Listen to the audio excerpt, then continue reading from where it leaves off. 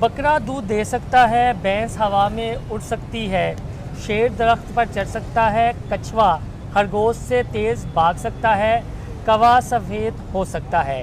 जी हाँ, इन सारी स्टोरी के साथ मैं मोहसिन बिलाल, और ये सब सच हो सकता है कैसे, अपनी इस वीडियो में मैं आपको बताऊंगा। और मेरे साथ मौजूद है सीनियर सहाफ़ी वकास चौधरी।